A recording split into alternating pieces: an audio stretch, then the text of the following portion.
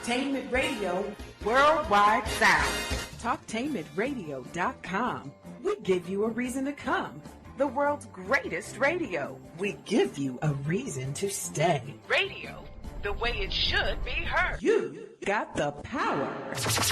The views and opinions expressed are those of the host and guest and not necessarily those of talktainmentradio.com, the management, the staff, or K&E World Network, LLC.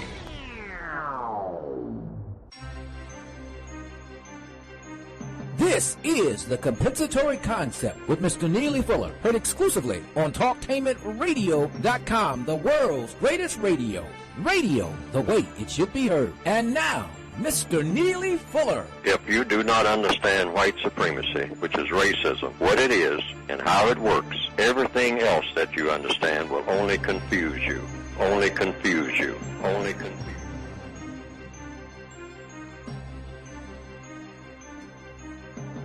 This is the compensatory concept with Mr. Neely Fuller Jr., heard exclusively on talktainmentradio.com, radio, the way it should be heard. I'm Brother Kahari, and I sit in every week, just about every week, with Mr. Neely Fuller Jr. He is the author of two of the most definitive works. Let's welcome in Mr. Fuller. Mr. Fuller, how are you, sir? I'm still learning. Mr. Fuller, tell us how we can get your definitive works, please. You can get the basic book and the word guide, which is an addition to the basic book, by going to producejustice.com. That's producejustice.com.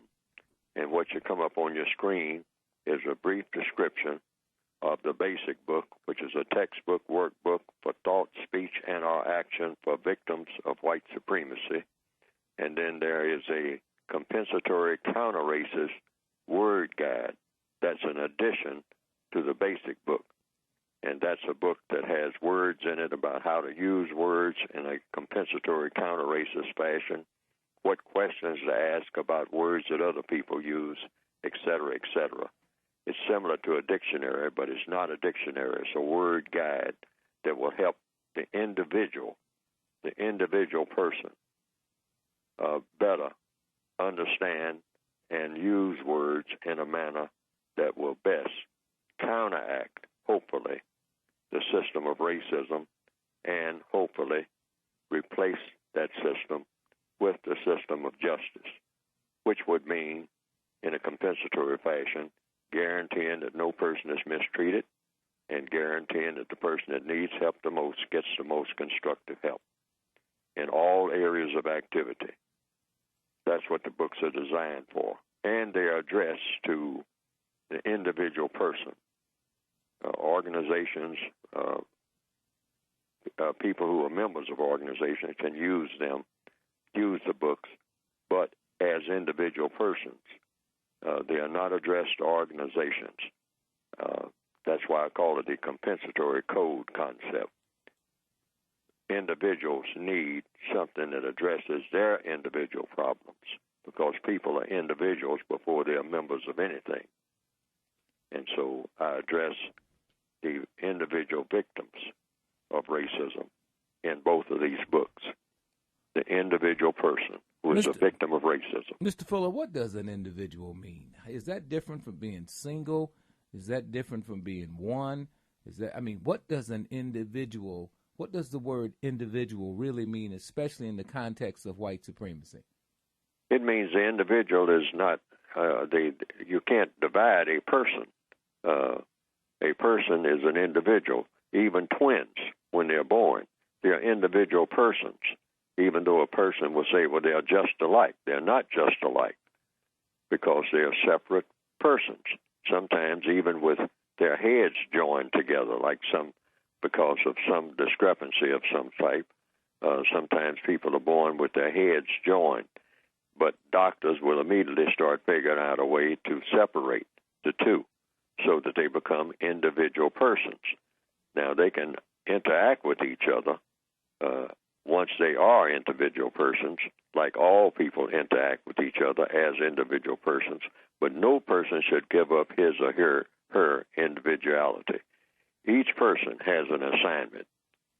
that's a hypothesis, probably hasn't been proven for sure, but it's a reasonable assumption that every person that appears on the planet is unique, that there's no individual person on the planet that's exactly like another person on the planet.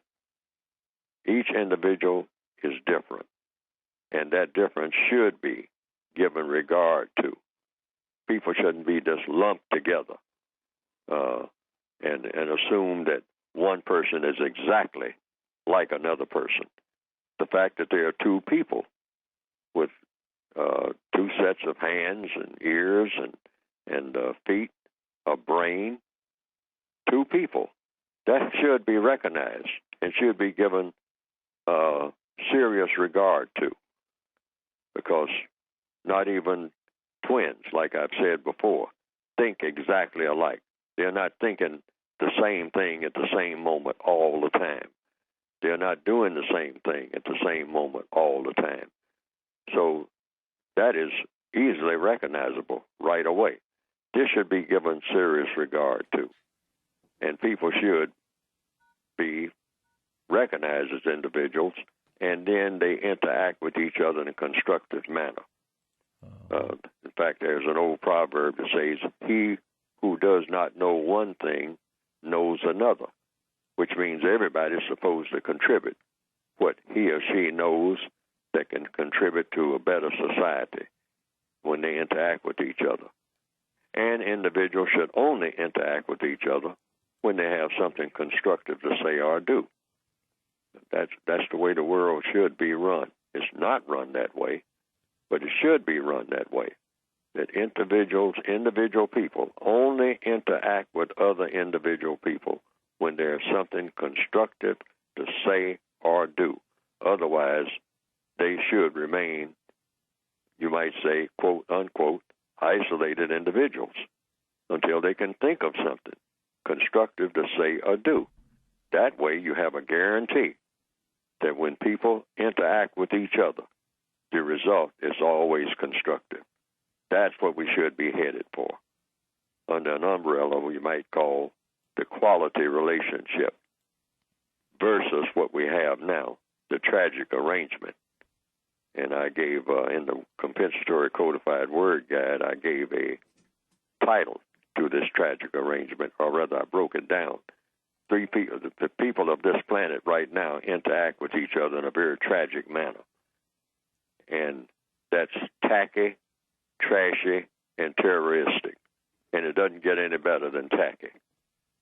Even at very best, the people of this planet right now, under the system that we have, which is the system of racism, the very best you can squeeze out of that, the very best, when people are acting at their very best, it's still very tacky compared to what it ought to be. And when they try to improve on the tackiness, then it becomes trashy. And if they try to improve on the trashiness, then it becomes terroristic. And we've gotten to the place where we glorify terror, and we glorify the trashiness, and we glorify the tackiness, because that's what we're used to. All of the people on the planet are used to those type of interactions all day long, wherever they happen to be. And it doesn't get any better than tacky, even in the very, very, very, very best of situations. It's tacky. Tacky compared to what? Compared to what it ought to be. Because we are in a system that's designed to produce those results. What's the name of that system? The system of white supremacy. Okay. Now, just an update. The NAACP seems to be kind of embroiled in something right now. It says this is from a website. The article's called, the website is called The Corner. It's from the National Review Online, and it says, it's rare for the National Association for the Advancement of Colored People and the Congressional Black Caucus to fall on opposite sides of a political issue, but the Internal Revenue Service's proposed regulation of 501c34 groups has put them at loggerheads. What's going on is that it seems like the NAACP and the Black Caucus are on different sides of this issue. it seems that the legislation that is being proposed that they want change from the IRS would reduce the, it would classify the day-to-day activities of social welfare, voters' education, nonpartisan voters' registration, and get out to vote activities, and it would limit the amount of those activities permitted under law, which means it would really bring a halt to many of the NAACP chapters around the country. They might lose their nonprofit status and a host of other things. Now, what's so funny is that all this is taking a place under the Obama administration. All of these things that are just like, I don't know if we talked about it here, but black colleges, with the changing of regulations under Obama administration, they petitioned him over and over again to change certain regulations. It's caused black students not to be able to go to black colleges, and black colleges have lost almost between 50 and 100,000 students as a result of it. And the administration is not changing those guidelines. Same thing is happening with this IRS thing and the NAACP. There's, if that doesn't change, you may have NAACP branches that will lose their tax-exempt status. It's just the strangest, craziest stuff going on right now, Mr. Fuller. Let me get your thoughts. I don't know if you've heard about this, but let me get your thoughts on this, Mr. Fuller. I haven't heard anything about it, but I do know that we are in one system. We have one system of government on the planet that's effective, and that's the system of racism, unfortunately. The business of government on this planet is done on the basis of what color a person is. And unfortunately, there are a large number of white people classified as white, who have made the decision that the business of government of the entire planet will primarily be motivated by what somebody thinks about what somebody's color is. And it's called racism. So therefore, everything that is done in all areas of activity, economics, education, entertainment, labor, law, politics, religion, sex, and war, will be done on the basis of, first consideration is, there'll be other considerations, but the first consideration is, what color are the people? And we're not going forward until we determine what color the people are who are going to be affected by whatever is being done. And if the people are classified as non-white, then they're supposed to be dominated by people classified as white for the purpose of fun, glory, and general material exploitation. And that's the system that we have in place. There is no other system on the planet. None. Zero. All these other so-called systems are just what you might call non-existent, or just labels, or at very best, they are subsystems to the major system, which is a system of white supremacy. And this is unfortunate. But what you're talking about is just a result of this. The white supremacists stay in power based on direct violence and indirect violence. Indirect violence is the use of confusion. So by making these different laws and all like that, and saying, who's tax exempt and who's not, and now you see it and now you don't, these type of things, up and down and around and about and whatnot, and running in a circle, is to cause confusion. Confusion among whom? The victims of the system of racism. Because you can dominate people easier when you can keep them confused. If there's two people in a room and one person is confused about just about everything and the other person is not confused about just about everything, the person who is not confused is the dominant person in that room. That's the brains of that room. So it's a very simple formula. Mm-hmm. So if you want to keep people, in a way that's subject to you, first order of business, if you want to do it on a long-term basis, is always interject a lot of confusion in their minds so that they will always have to come to you to deconfuse whatever the situation is. And then what you do is just hand them another plate of confusion. And, of course, if you're very skilled at it, you can disguise what is on that plate so that they'll think that the confusion is being cleared up when really it's just another different set of confused elements. Well, let me go a little bit more into it. It says, while the NAACP last month issued a harsh critique of the controversial regulations, warning that they would cause many of the group's regional branches to lose their tax-exempt status, every member of the Congressional Black Caucus that cast a vote on a House bill that would have delayed the implementation of the regulations for a year opposed the measure. As drafted, the proposed regulations would cause the primary activity by any measure of those of the NAACP unites to be counted. Unites to be counted as candidate-related political, with the result that most branches and conferences would lose their tax-exempt status. That's what's going on. But all of this is happening under, now some of this, they were examined under the Bush administration, but never this double whammy of the black colleges falling down, losing 50 to 100,000 students because of some regulations coming out of the Obama administration. And now the IRS, which is under the Obama administration, coming up with regulations that could hurt the NAACP, plus the loss of ACORN 3 or 4, a few years back, and a host of other things. It appears that a lot of the black organizations that were in place that many black folk looked to, followed for years, long before we had black politicians, that's who black folks were most heavily influenced by. NAACPs, the COREs, SCLCs. These were not politicians. It seems that the whole shift now is to dismantle all of those organizations and shift all influence to black politicians. This is real strange, and I don't know if anybody's observing this, but I want your comments on that, Mr. Fuller. Well, it's to be expected. I mean, you don't give strength to the people who you continue to victimize, and you have as a purpose your intention of continuing to victimize people based on color. So no matter how you mix and match it, you can just change the chairs in a building and all like that, but your objective is the same. You can change the people. You can change the label outside the building and so-called organizations.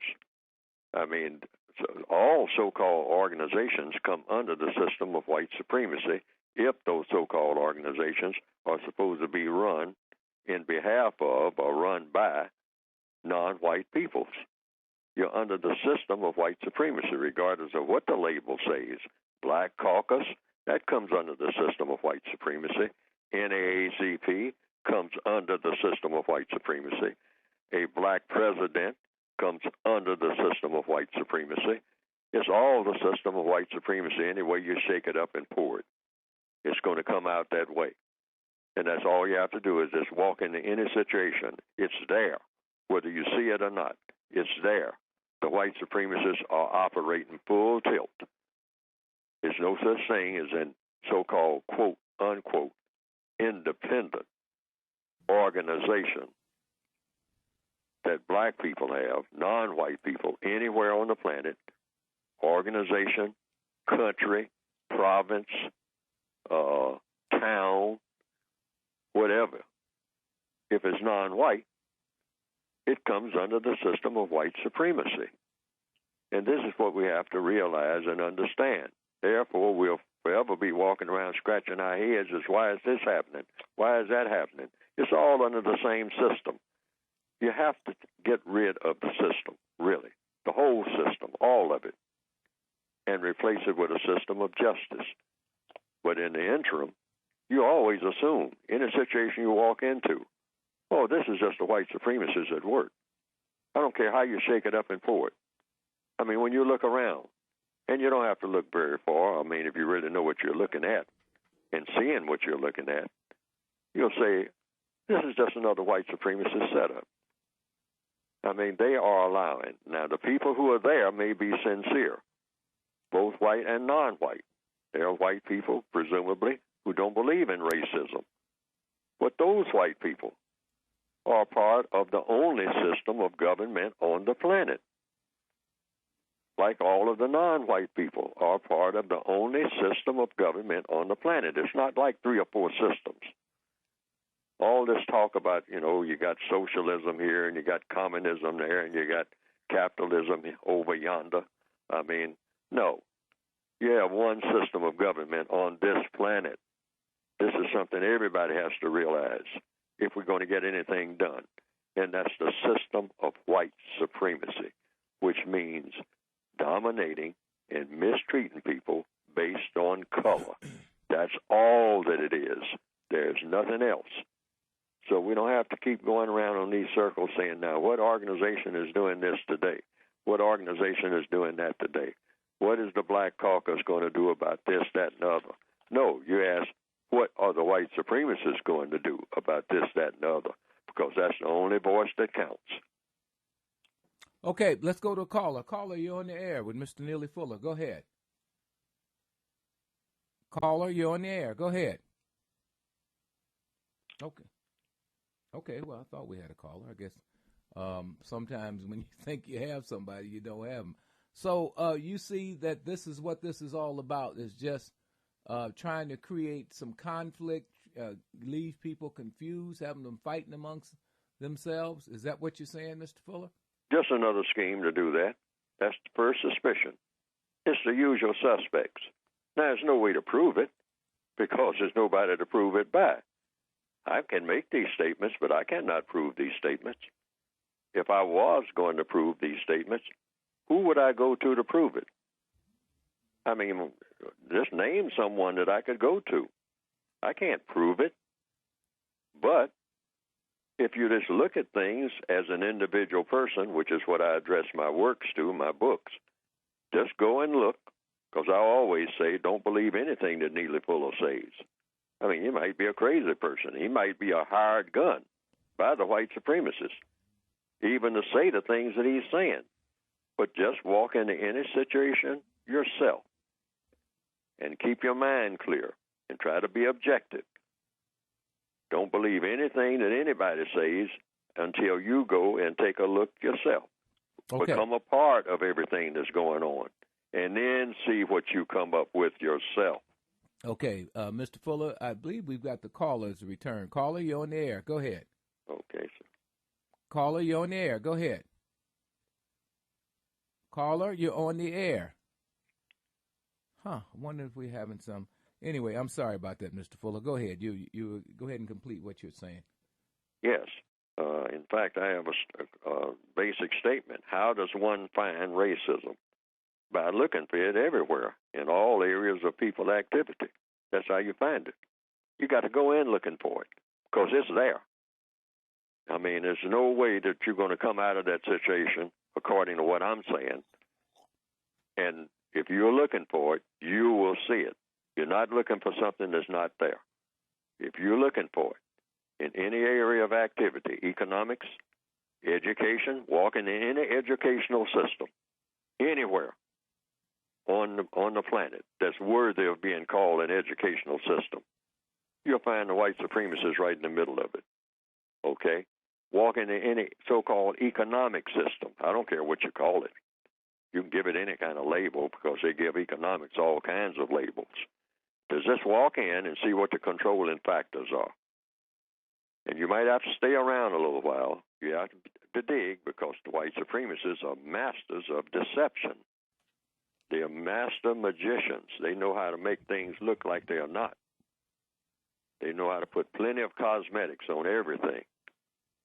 They are the masters of cosmetics. Wow. They're the masters of artificiality. Mm-hmm. All right? So when you walk into any economic setup and say, oh, now this is separate from anything that I've ever seen. This is completely different. No, it isn't. It's the white supremacists running it, if it has anything to do with non-white people. Educational systems, same thing. All right, these are people with the intention of doing harm, are running it. That's what I'm saying. Okay, let's open up and take a call. Caller, you're on the air with Mr. Fuller. Go ahead. Huh? You're on the air. Go ahead. Yes, you're on the air. Go ahead. Yes, I would like to ask. I can barely hear you. Hello? Yes, you're on the air. Go ahead. Okay, I would like to ask, would Mr. Fuller explain where he said that you ought to ask questions before you get involved in a relationship? Okay. Caller, I'm really struggling to hear you. Mr. Fuller, can you hear him? I cannot hear him at all. Yeah, caller, you're going to have to speak up. We can barely hear you on this end. I apologize for that, but I've potted you all the way up, and I still can't hear you. Go ahead. Try it again. Could you ask Mr. Fuller about relationships? Mr. Fuller, I'm sorry, go ahead. You want me to ask Mr. Fuller about relationships, is that right? He said you ought to ask questions in relationships, right? So I want to know, he said something in particular about asking a woman if she's been involved with a white person. Oh, okay. Mr. Fuller, I don't know if you heard him. He said there's 200 questions, I think you had said you've lectured about that one should always ask. And in particular, one of those questions should be if that person that you intend to see or involved with has been involved with a white person. Am I correct, caller? Yes, sir. Yeah. Sexually involved. Sexually involved. Intimately sexually involved, yes. Oh, sure. You want to know that. You want to know if a person that you are going to be involved with sexually, you want to know if that person has been involved with anyone else sexually, particularly a white person, if that person that you're talking to is a non-white person. That's important to know because sex is a very, very powerful motivation. And it's not just the sex act itself. Sex is a political act, meaning it affects people's minds. It affects people's perspectives on the world. Whoever you go to bed with and have sexual intercourse with will affect how you think in a lot of ways. And in a world that's dominated by the system of white supremacy, if a non-white person has sexual intercourse with a white person, that non-white person's mind is affected by that act, whether that person is aware of it or not. It has an effect. And so if another person, a non-white person, is going to be involved with the non-white person who has had sex with a white person in the system of white supremacy, the person should know that. That should not be a secret in order for them to have some type of orderly understanding of how the person that you are in bed with thinks. People who are in bed with each other, having sexual intercourse, should know how the other person, one person to another, both people, should know very well where the other person's mind is, how that person has evolved. In fact, you should know as much about that person as you can possibly know before you ever get in bed in the first place. And what does this do? It creates a better, or rather it evolves into a much better interaction between people so that you later on you don't have this, I didn't know that, I wish I had known, because it's the lack of knowledge of whom you are in bed with that brings about conflict later on. This is why you have all of these maximizations of conflict between male and female, mostly throughout the entire planet, because of 3 words. I didn't know. These are the 3 words that keep coming up. I didn't know this. I didn't know that. I didn't know that you like to gamble. I didn't know that you didn't believe in going to work, on certain days because you want to go fishing. I didn't know that you had AIDS. I didn't know this. I didn't know that. If I had known. Mr. Fuller, both callers, stay right there. I'm going to get to both of you. This is the compensatory concept heard exclusively on talktainmentradio.com. Radio, the way it should be heard.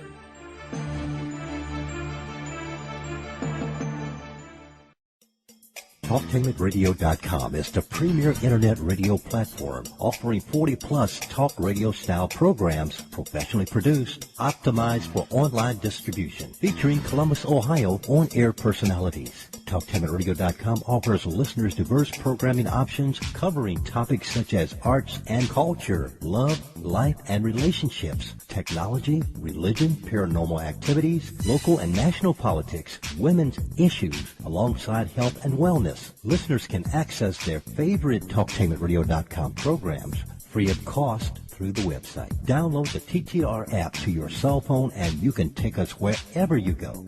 We have programs on demand to fit your schedule through our podcast. The address is talktainmentradio.com. Hi, this is Michelle from the E. Michelle Lee Show on talktainmentradio.com. Join me and TTR May 18th, 2014 as I host the first annual Walk to Cure FM Ohio at Wolf Park in Columbus, Ohio. 1K Fun Walk, 5K Run.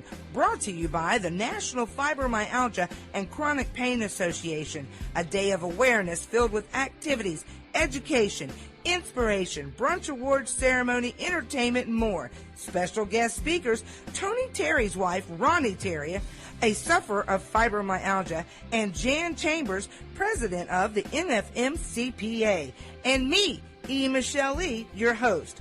Join the event on Facebook, PR with a Purpose. Get the details all about the walk, how to register, everything you need to know for Sunday, May 18, 2014, Wolf Park in Columbus, Ohio at www.prwithapurpose.com.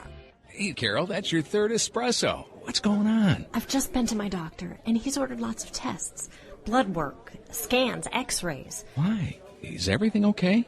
That's just it. I don't really know the whole story. Well, I think the best thing you can do is get more involved in your own health care and get some information. How do I do that? One of the most important things you can do for your health is to ask questions. Be an active and informed member of your healthcare team. Remember, your healthcare is about you. For starters, you should ask what condition you're being tested for, how the tests will be done, how soon you'll get the results, and what happens after that. Learn more about what questions to ask about medical tests and other aspects of your health care. Get the brochure, Be Prepared for Medical Appointments, available at ahrq.gov/consumer. That's ahrq.gov/consumer. A message from the U.S. Agency for Healthcare Research and Quality.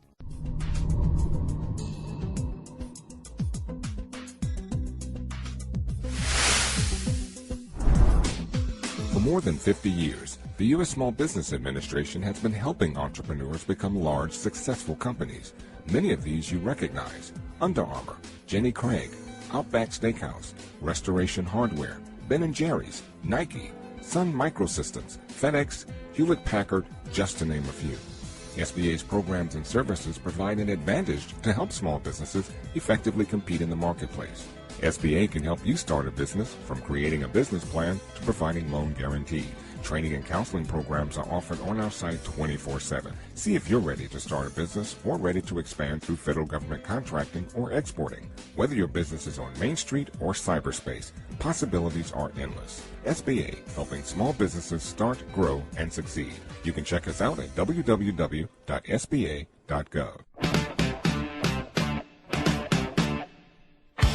This is Malek Haru, bringing it true. Join me on The Kinsman for intelligent conversation with a touch of inspiration. Coming March 26th, the 50th anniversary of the once-in-a-lifetime meeting of Dr. Martin Luther King Jr. and Malcolm X. Was the great earthquake that occurred the very next day a sign from God? Find out on The Kinsman, Wednesday, March 26th at 6 p.m. on talktainmentradio.com. Did you know that people born from 1945 through 1965 have the highest rates of hepatitis C, but most don't know they're infected? People can live for decades without symptoms, but over time, hepatitis C can cause serious health problems. If you were born during these years, the CDC now recommends that you get a blood test for hepatitis C, so talk to your doctor and find out if you have hepatitis C. It could save your life. No more. Hi, this is Bob Petrakis. I host Fight Back, and we're moving. Yes, that's right. We're moving to Monday night at 8 o'clock. So if you want to stay up on all the insider political news in the city and you want to fight back and stand up for democracy, join me on Monday at 8 p.m. on talktainmentradio.com, the world's greatest radio. That's a new time, 8 p.m. Monday night. We're cracking down on Medicare fraud. The health care law gives us powerful tools to fight it, to investigate it, prosecute it, and stop criminals. Our senior Medicare Patrol volunteers are teaching seniors across the country to stop, spot, and report fraud. You can help. Guard your Medicare card. Don't give out your card number over the phone. Call to report any suspected fraud. We're cracking down on Medicare fraud. Let's make Medicare stronger for all of us. The United Independent Compensatory Code System concept by Neely Fuller is considered as one of the substantial and basic books for understanding and effectively countering racism. Neely Fuller will turn upside down everything you've heard and everything you think you know about racism and how it works. Call area code 202-484-5461. 202-484-5461. You got the power. This is the compensatory concept with Mr. Neely Fuller Jr., heard exclusively on talktainmentradio.com, radio the way it should be heard. Mr. Fuller, let's turn to you now in this second half of the show. I'm sure you've had some things that people you've talked to during the week, and there's some items or issues that you might want to bring up. Go ahead, Mr. Fuller. Well, it's really nothing special that I can think of right now.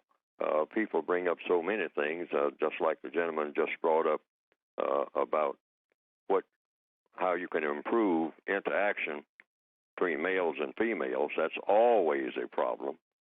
And so that is the one that I have advanced over and over again. And that is, it's a very simple formula, something that most people don't do and don't even want to do. But it will clear up a lot of problems if people just make an agreement. That should be a part of what we might call the culture, standard culture worldwide for all people, that before you get in bed that first time to have sexual intercourse, that you know everything that you have an answer, rather, to everything that you will ever want to know about that person. That the first time you have sexual intercourse, you already know everything, every question that you will ever ask. Every question that you will ever ask. No questions will be asked after then. That's the way it should be. That's the ideal circumstance, because you have already gotten the answer to all of the questions in front that you will ever ask about that person and what that person has done. You will know all the person's likes and dislikes. Or you'll know what the person is prone to do because the person has told you, and you have told them. The habits that you have, the habits that you are likely to have in the future, the habits that you used to have that you think might be creeping up on you again, like a smoking habit or a drinking habit or a philandering habit. I mean, the person should know all of this. That, you tell the person, at one time I was kind of flamboyant and I was a playgirl and whatnot. And every now and then I get those urges again. And so she is supposed to tell the fella that might come back, because she does have that tendency, always has had it. It comes and goes and whatnot. You got an old roving eye, or it might be the fellow who's saying the same thing, or both of them may be that way, or just one or the other. But both parties should know every answer to every question that they will ever ask before they get into that bed the first time. Now, that will slow things down, but maybe things need to be slowed down, because people jump into things that they regret too often. And they come up with those three words, like I said, I didn't know. You keep hearing that over and over again. Many people have said that if they stop and think about it themselves many times. I didn't know. I didn't know he was like that. I didn't know she was like that. I didn't know that she, was so like to just hang out with her sisters so much. I mean, that she put her sisters before me. I didn't know she was like that. I mean, I'd never been around her sisters. We were always just alone together. But now when we hooked up, then all of a sudden, her sisters are telling her everything about what she needs to do about me. I didn't know that she'd buy into that. I mean, so her 5 sisters are running all our business, and it's driving me crazy. I didn't know. If I had known that, I never would have got hooked up with her in the first place. And on and on and on. Everybody has stories to tell like that for the most part. Some of them big stories, some of them mini stories, and some of them just a few trivial things. But you should know everything that you can possibly know, everything that you want to know. And then you'll have what we call a quality relationship, because quality relationships don't really exist among people on this planet. That's why you have so much fighting going on. That's why you have so much killing going on.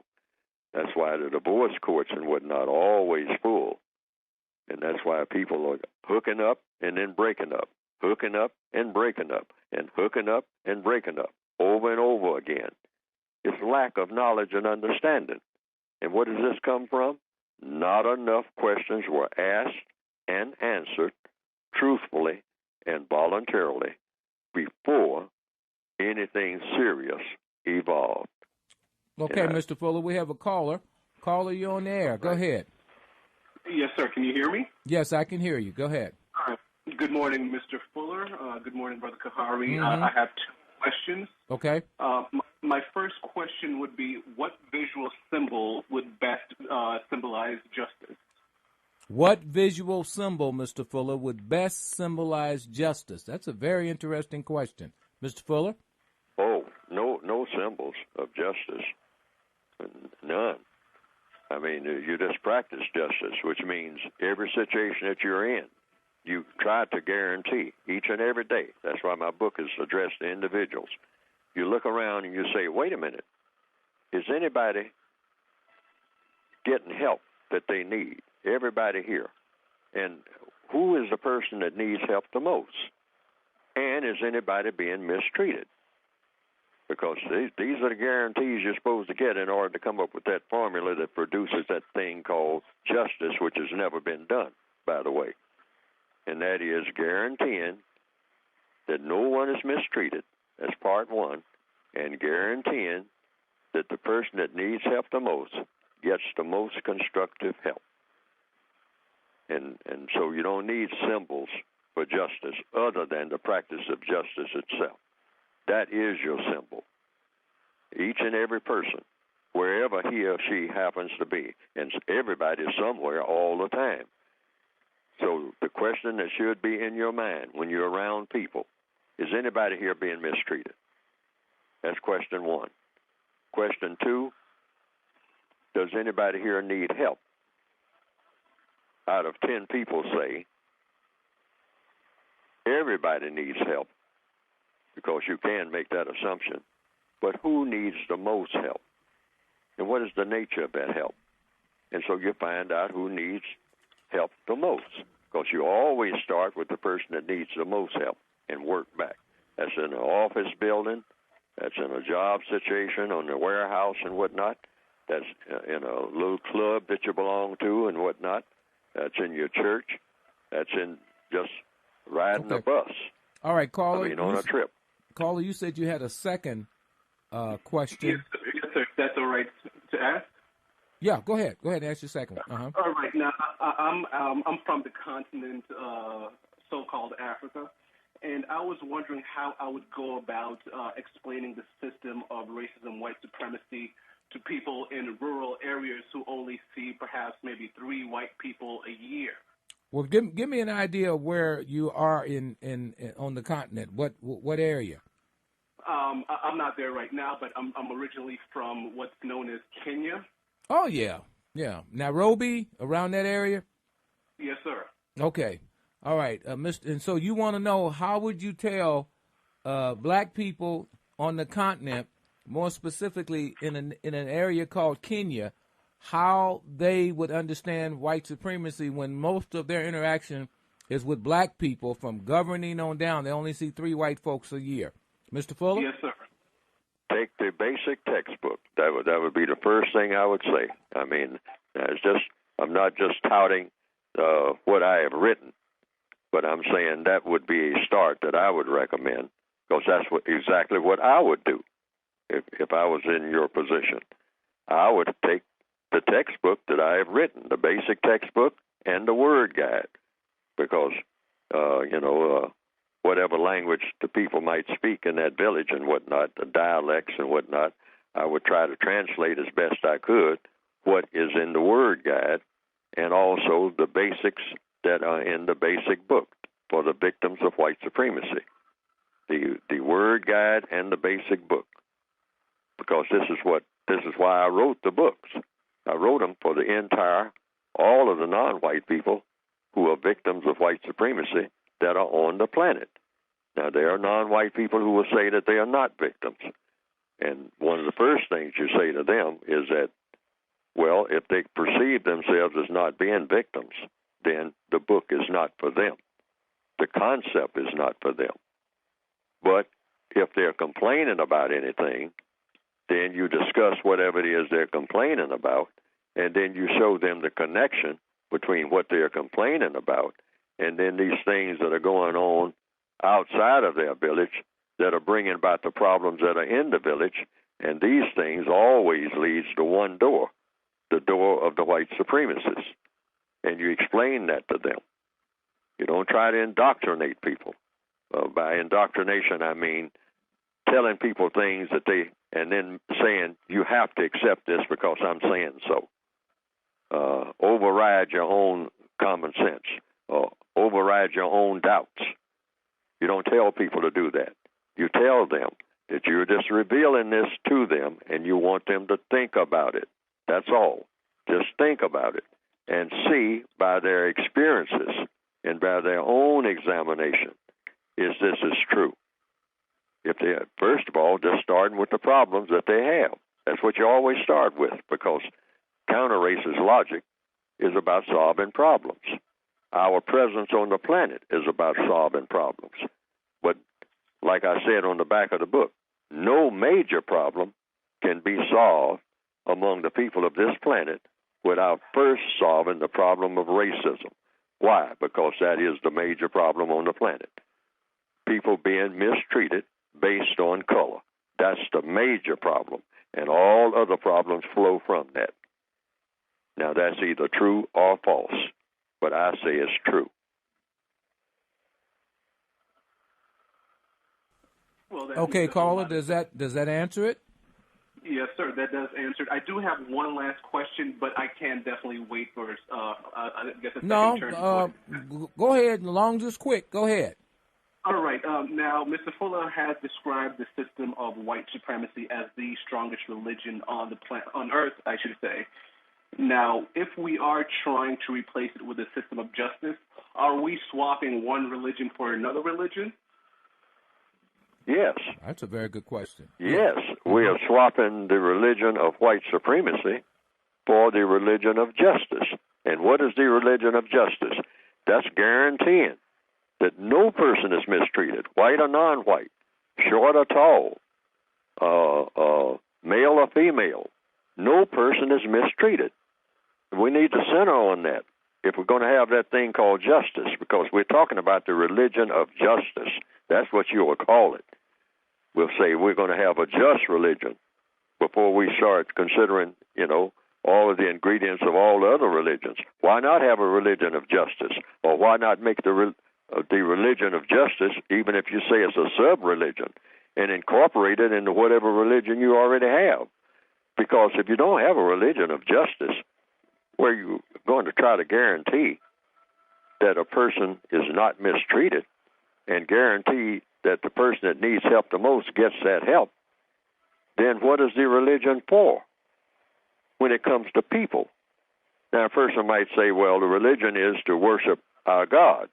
Okay, well now, you do this, but you can still treat people correctly while you're worshiping your God. Why rule that out? Why not incorporate that in whatever religion you have by whatever name? Say that the one thing we're going to have in our religion, we're going to try to, as best we possibly can, guarantee that no person in this village, no person that we encounter is mistreated. We're going to do everything we can to guarantee that. And we're going to do everything we can to guarantee that the person that needs help the most gets the most constructive help. Now, everybody needs help. Everybody needs help. When you get up in the morning, I don't care where you are on the planet, you need help. You need help in gathering up the fishing nets. You need help in getting the canoe repaired. You need help in driving the car. You need help in finding your way to the nearest filling station. You need help all day long from some way, some kind. But there's always somebody who needs help in any group more than everybody else. So everybody centers on the person that needs help the most and then work back. If you got 10 people in a room, you ask everybody to hold up their hand and say, who needs help? And everybody will hold up their hand. Then you say, well, now, person number one, how much help do you need? Doing what? And so about the time you get to person number 10, it might turn out that person number 6 is the person that needs help the most. So you start with person number 6. It's a very simple formula. And clear up that person's problem. Then you go to person maybe number 4 or person number 8, in whatever order that the person needs help the most. Then finally you get to the last person. That's the person that needs help the least. That's the person with the fewer problems, and you work on that person's problems last. Now, people basically do that when it comes to the sound of an ambulance. People pull over on the highway to let the ambulance through. Now, we understand that when it comes to that. We'll say, oh, well, it is an inconvenience. I got to pull over, and I'm almost late for work, but I'm going to have to pull over and let this ambulance by. Why? Because that person needs help the most. That person just got their legs cut off in an auto accident further down the highway behind me. And now the ambulance has picked up that person and is trying to get that person to the hospital as soon as possible. Those legs dangling off of that person's body. Now that person needs help the most, and everybody on the highway recognizes that. That's why they pull over. They heard the siren. Let the person through. It's an inconvenience for everybody else. It slows things down. But everybody understands that, because that can be you coming down that same highway that evening, coming from work. Now your legs have been damaged in an accident and need to be attended to.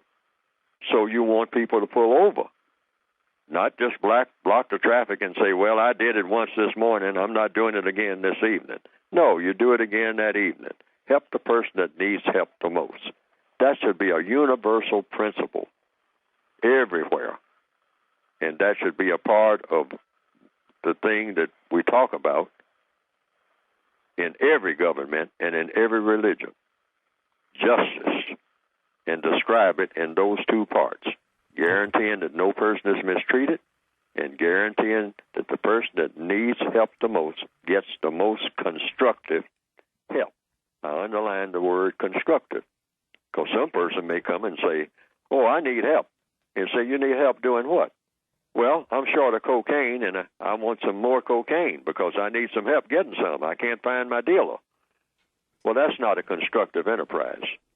So you tell the person that, oh, you don't really need that kind of help because your help is not constructive. That's a very important word. You want help in doing something that's non-constructive, and we're not going to help you do that. Now, we will help you get away from your habit so that you can do something that's more constructive, like chase around trying to find cocaine all day. That's not constructive. Okay, Mr. Fuller. Mr. Fuller, I think we have another caller. Caller, you on the air? I'm sorry, I just got disconnected. Oh, okay, then. I thought you were finished. Are you finished? Did you have? No. Yes, I am finished, and I just wanted to thank Mr. Fuller for his time and for the constructive answers. Oh, okay, then. Thank you. I appreciate you. Thank you. Mm-hmm. Okay, Mr. Fuller, we've got just about 5 minutes left. Any thoughts on which way this thing is trending? We're kind of at a lull, if you will, of big major events right through here. Even the news agencies are scrounging, trying to find something to report. They're just making up stuff, it would appear. But right now, things are kind of at a lull. Do you have any sense about what that means and which direction this thing is going to go, Mr. Fuller? Well, it just seems like there's a lull. The white supremacists is always working, even when everything is dead quiet. They are not dead quiet as far as what they are doing is concerned, and that is exercising their muscle, practicing what they do best, and that is mistreating people based on color. As we speak right now, there are people in total agony in places like Uganda, the dark-skinned people, everywhere, all over the planet, Brazil, in every city, people are hurting. No jobs. Lives are being destroyed. Right, lives, carjackings. As we speak right now, somebody's snatching somebody's pocketbook. Some grandmother, is being beat up on a bus stop. While some person who is drug crazy is trying to snatch her pocketbook away from her and pounding her in the face while he's doing it. That's going on. That's going on everywhere. It's going on here. It's going on in Philadelphia. It's going on in Oakland, California. It's going on in Uganda. It's going on everywhere. It's going on in Brazil for sure. Gunfire and whatnot as the people run through the little narrow streets and whatnot and trying to get enough of whatever it is that they need to get through the day. And then sometimes just out of anger, just lashing out at whomever happens to be nearby, and gang fights and gunfights. Let me ask you this, Mr. Fuller: Should we take guns away from black people? No, we should do what we're doing now: try to educate as to why all of this is, and say you don't kill anybody in some type of robbery, and stop trying to condone thieves and robbers. Don't do that. We need to stop doing that. Be a beggar. People who are in the Christian religion say that's what Jesus basically was. Mm-hmm. He didn't even have a place to stay. He was born in a manger. So you ask the people who have things for what you need. And those people, for non-white people, would be the white people. The white people who believe in white supremacy. Because they are the ones who own everything. You might, not own, they possess it. On the planet that's worth anything. Diamonds, ships, airplanes, money. They are dominant over it all. So running around carjacking people and doing this, we need to stop that. Go directly to the source of if we've been taught to all try to be capitalists, well, how do you get capital? You ask the people who have it. If you're not an inventor, and you're not a thief or a robber, and you shouldn't be a thief or a robber, and if you haven't invented anything, then that leaves you one other option for acquiring capital, and that is to ask the people who have capital to give you capital, because that's the only way to get it, according to logic. It's not talked about in schools that way, but it's just that simple. 3 ways to gain capital. You invent something that people want or need, or you rob or steal, or you ask somebody who has it.